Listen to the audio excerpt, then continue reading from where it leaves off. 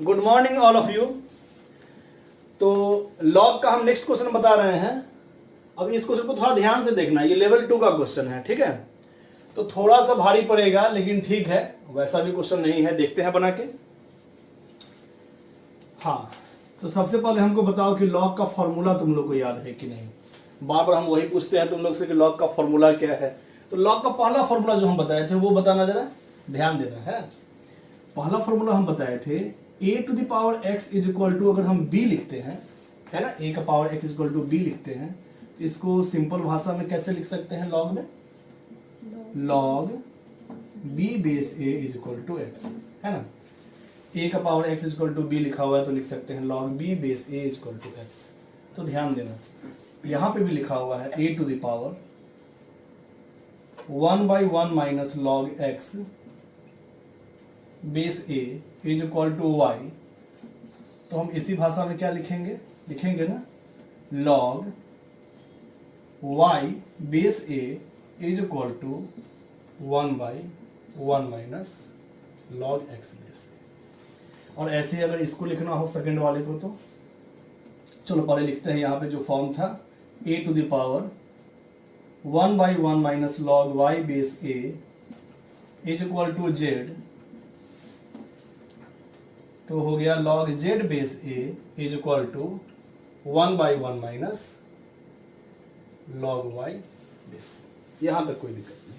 अच्छा, तुम लोग ये पूछ सकते हो कि सर आप ऐसा क्यों लिखे हैं, ऐसा क्यों दिमाग लगाए हैं, है ना, कि यही फॉर्म का यूज कैसे पड़ेगा। ऐसा इसलिए दिमाग लगाए हैं क्योंकि यहाँ पे देखो ध्यान से, हर जगह बेस ए दिया हुआ है ना, ऑप्शन में भी दिया हुआ है बेस ए। इसलिए अगर हम इस फॉर्म में लिखते हैं तो बेस ए अपने आप आ जाता है। तो हम कह सकते हैं कि इससे ऑप्शन जल्दी मिल सकता है। तो चलो ये तो फॉर्म लिख दिए। इसके बाद देखना है क्या कि x का जो वैल्यू है ऑप्शन में z में लिखा हुआ है, y में नहीं लिखा हुआ है ना। x का वैल्यू z के फॉर्म में लिखा हुआ है, तो x वाले फॉर्म को हम z में चेंज करेंगे, यही काम करेंगे। तो देखो यहाँ पे x और y लिखा हुआ है, इसका मतलब y वाले में हम z वाला फॉर्म रख देंगे, log x का वैल्यू आ जाएगा, उससे x का वैल्यू भी आ जाएगा, है ना। बना के देखते हैं। यहां से देखो ध्यान से, फर्स्ट फॉर्म लिखा हुआ था यहां पे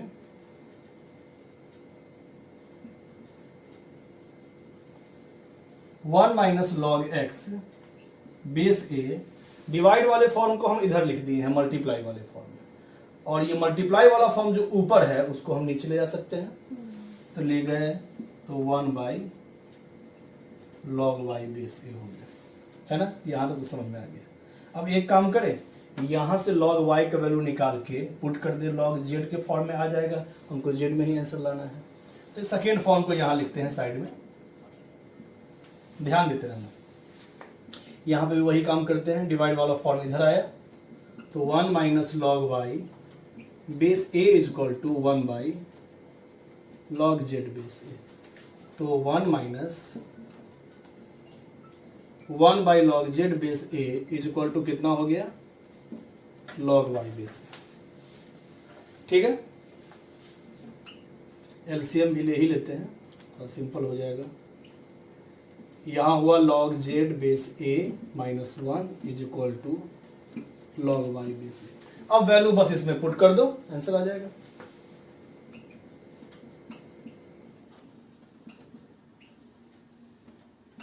is equal to log y का वैल्यू पुट करो, इसका उल्टा है, उल्टा कर दे, पलट दे, सिर्फ ऊपर आ गया log z बाई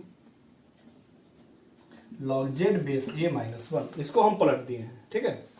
तो log x इधर ले जाते हैं ताकि log x निकल जाए आसानी से।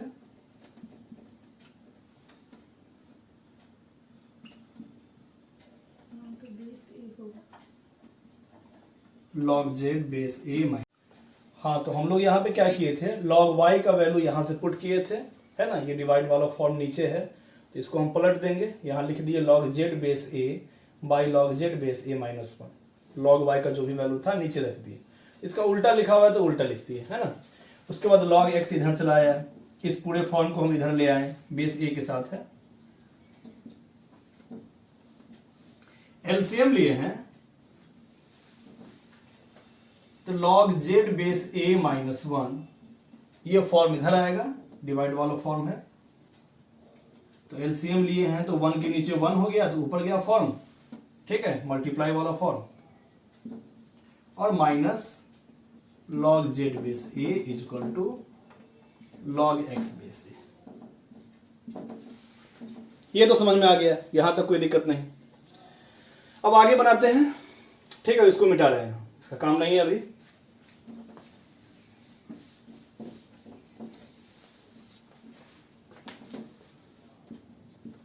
तो क्या आ गया यहां पे मेरा answer, log x base a is equal to -1 by, minus यहां से भी कॉमन ले लो, 1 माइनस log z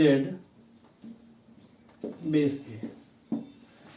ठीक है, फिर से वही फॉर्म लगा दो, पहला वाला फॉर्म जो था a का power x equal to b हम लिख सकते हैं, ठीक है, तो ठीक उसी प्रकार से a का power 1 by 1 minus log z base a is equal to x। कौन सा ऑप्शन आ गया, ऑप्शन नंबर सी। कोई डाउट नहीं होना चाहिए, ठीक है। नेक्स्ट क्वेश्चन करते हैं। हाँ, अगला क्वेश्चन देखना, यहां लिखा हुआ है, क्वेश्चन नंबर 5 है लेवल 2 का, लिखा हुआ है the list value of n का हमको मिनिमम वैल्यू बताना है, in order that the sum of the first n terms of the infinite series of this should differ from the sum of the series by less than 10 to the power -6 is कितना होगा। Question समझ में आया कि नहीं? Question ही थोड़ा सा अजीब टाइप का है ना। क्या कह रहा है इसमें, कह रहा है ये जो सीरीज दिया हुआ है ना इनफाइनाइट सीरीज, इसमें अगर n टर्म्स को हम जोड़ते हैं, n टर्म्स का जो सीरीज है और वो ये जो इनफाइनाइट टर्म्स का सीरीज है, उस दोनों में जो डिफरेंस है वो 10 का पावर -6। क्वेश्चन में ये कह रहा है ना, क्या कह रहा है, इस अगर ये इनफाइनाइट सीरीज में से n टर्म वाला सीरीज निकाल लें तो उस सीरीज और इस इनफाइनाइट टर्म वाले सीरीज में 10 टू द पावर -6 का डिफरेंस है, ठीक है। तो सबसे पहले ये बताओ कि ये सीरीज कौन सा है, ये सीरीज एपी का है कि जीपी का है कि कुछ दूसरा फॉर्म है, जरा बताना। देखो ध्यान से, यहाँ कॉमन रेशियो 3/4 का मल्टीपल आगे बढ़ रहा है, इसका मतलब ये जीपी है, ठीक है। देखते हैं बना के, तो ये इनफाइनाइट टर्म्स का सम ऑफ इनफाइनाइट टर्म्स क्या होता है जीपी में, formula some of infinite terms GP का क्या होता है, a by 1 minus R. A का मतलब फर्स्ट टर्म, आर का मतलब कॉमन रेशियो, ठीक है। इस फॉर्मूला को याद रखना है, sum of infinite terms in a GP होता है a by 1 minus R. A का मतलब फर्स्ट टर्म, यहां देखो फर्स्ट टर्म क्या है, 1 है, और 1 माइनस आर कॉमन रेशियो क्या है, कॉमन रेशियो 3/4 का मल्टीपल आगे बढ़ रहा है तो 3/4। इसको सॉल्व करो, 4 माइनस 3/4, 4/1, 4 आ गया। सम ऑफ n टर्म्स, ये बताओ जीपी का सम ऑफ n टर्म्स का भी चर्चा है और सम ऑफ इनफाइनाइट टर्म्स का भी चर्चा है, और दोनों में डिफरेंस कह रहा है 10 का पावर -6 है ना। तो सम ऑफ n टर्म्स क्या हो जाएगा, सम ऑफ n टर्म्स का formula a into 1 minus r to the power n by 1 minus r. चाहे बहुत जगह ये भी लिखा हुआ रहता है a इंटू आर का पावर n -1 बाई आर -1। बात एक ही है, दोनों में से माइनस कॉमन ले लेंगे, हटा देंगे, कह सकते हैं। अच्छा एक चीज और याद रखना, सम ऑफ इनफाइनाइट टर्म्स जो ये फॉर्मूला होता है ना a बाई 1 माइनस आर, यहाँ पे r का वैल्यू हमेशा -1 से 1 के बीच में होना चाहिए, है ना। और r का वैल्यू सही बात है -1 से 1 के बीच में है। 3/4 क्या होता है, 1 से छोटा होता है, ठीक है। इसका मतलब ये फॉर्मूला एप्लीकेबल है, लगा दिए। अब ये फॉर्मूला में देखो तो sum of n terms a into 1 minus r का power n by 1 minus r. a कितना है 1 माइनस आर है 3/4 to the power n by 1 minus are.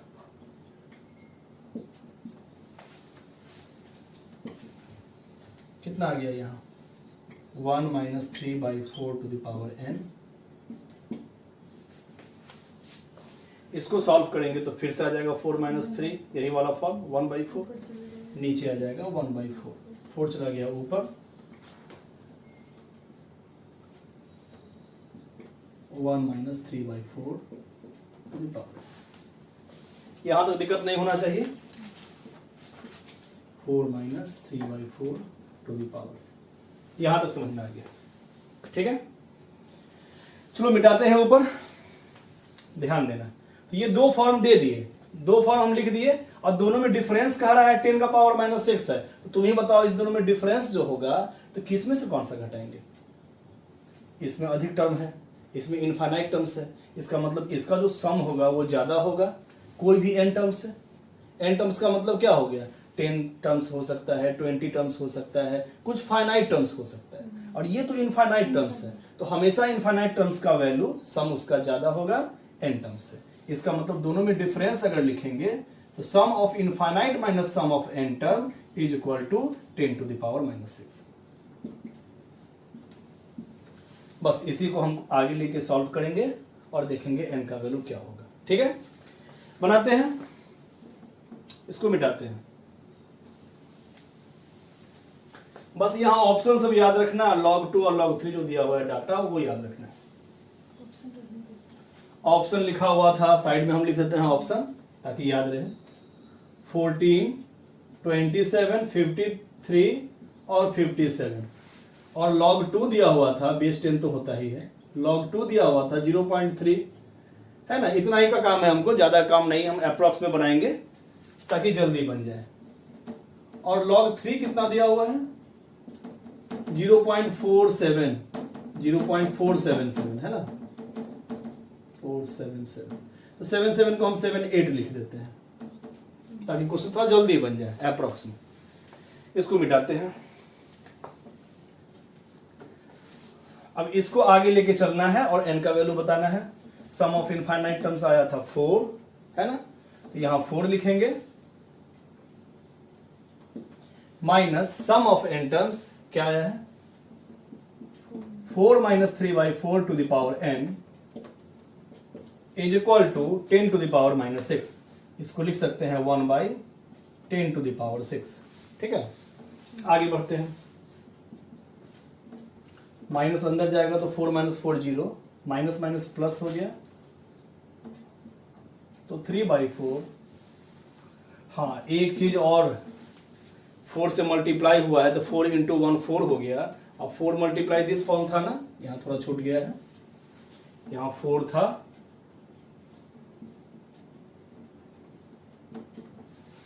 कोई डाउट नहीं। 4 मल्टीप्लाई 1 और 4 मल्टीप्लाई दिस फॉर्म लिख दिए।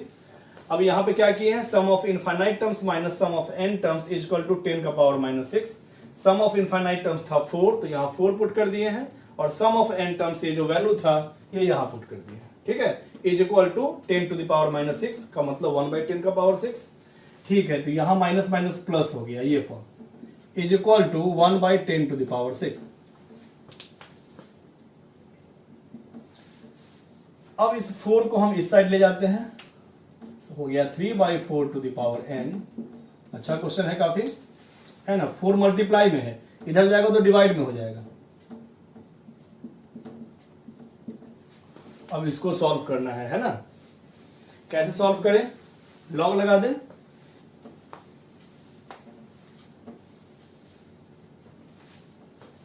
a to the power x is equal to b, इस पूरे को b मान लिए, तो लॉग में कैसे लिखेंगे? a to the power x is equal to b, तो log b base a is equal to x, a का power x is equal to b, तो log this form base this form is equal to n।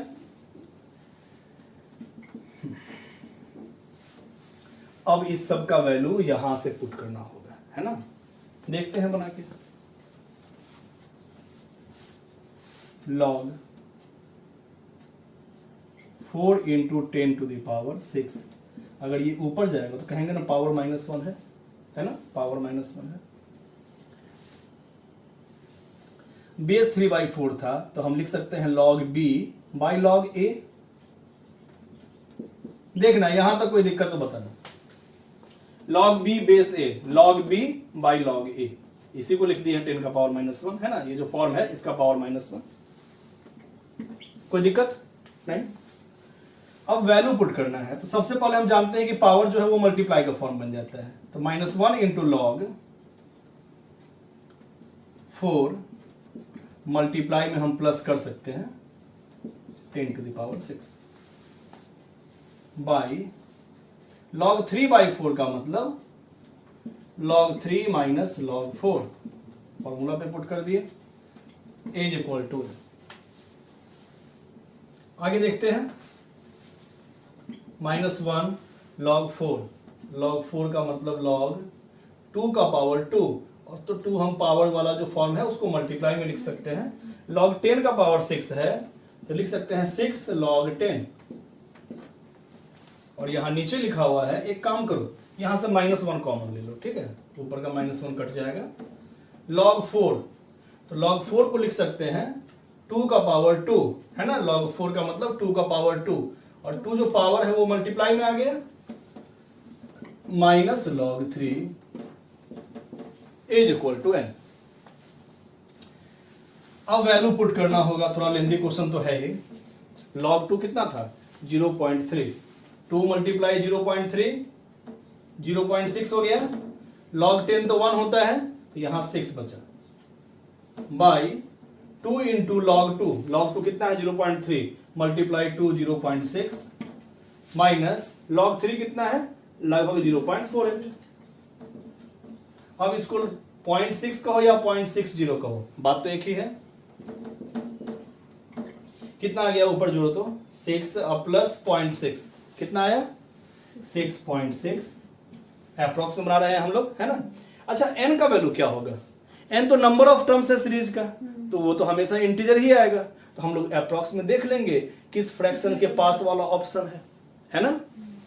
तो यहां पे 60 में से 48 घटाएंगे तो 12 हुआ तो 0.12 आया।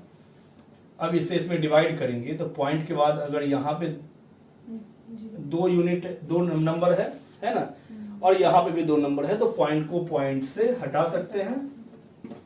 तो n का वैल्यू देख लो कितना है, लगभग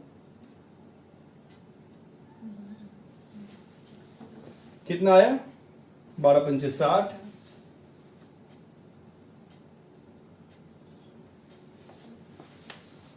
12 पंचे 60।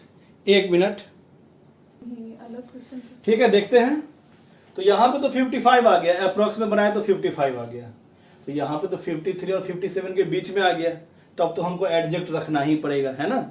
कभी कभी क्या होता है अप्रॉक्स में रखने में एडजेक्ट आंसर नहीं आता है। तो यहां पे चलो, यहां पे 4771 जो था 77 इतना ही रहने देते हैं, यहां पे ठीक है, यहां चलेगा, यहां कोई दिक्कत नहीं है। तो यहां पे चलो हम 0.477 ही लिखते हैं। अब घटाओ तो कितना आता है 10 में से 7 गया, ध्यान देना थोड़ा सा।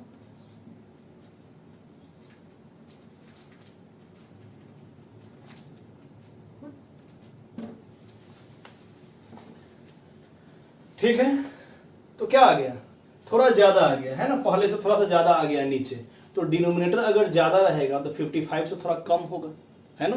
तो 55 से कम क्या हो सकता है, एक यही ऑप्शन है ना। तो अप्रॉक्स में ये क्वेश्चन बनेगा क्योंकि ये पॉइंट वाला ही क्वेश्चन है। तो यहां पे हम लोग अगर पुट कर रहे थे 0.48 तो 0.48 पे एकदम बीच में आ रहा था, अप्रॉक्स में हम लोग बनाए थे, तो इसका मतलब ये अप्रॉक्स में हमको थोड़ा और दिमाग लगाना पड़ेगा। तो क्या किए, एडजेक्ट वैल्यू यहाँ पे पुट कर दिए। तो जब एडजेक्ट वैल्यू यहाँ पुट किए हैं तो जब डिनोमिनेटर ज्यादा होगा, पहले था 0.12, अब डिनोमिनेटर थोड़ा ज्यादा हो गया, इसका मतलब डिनोमिनेटर ज्यादा होगा तो न्यूमिनेटर क्या होगा, थोड़ा कम होगा इससे। 55 से भी कम तो कौन सा लेंगे 53। तो यहाँ अप्रॉक्स में ही सोचना है क्योंकि पॉइंट वाला क्वेश्चन है, इसीलिए यहाँ 55 इसके बीच में आ रहा है। लेकिन जब हम एडजेक्ट वैल्यू पुट करते हैं तो 55 से भी कम होता है, तो कौन सा ऑप्शन हो जाएगा, कोई दिक्कत नहीं, ठीक है।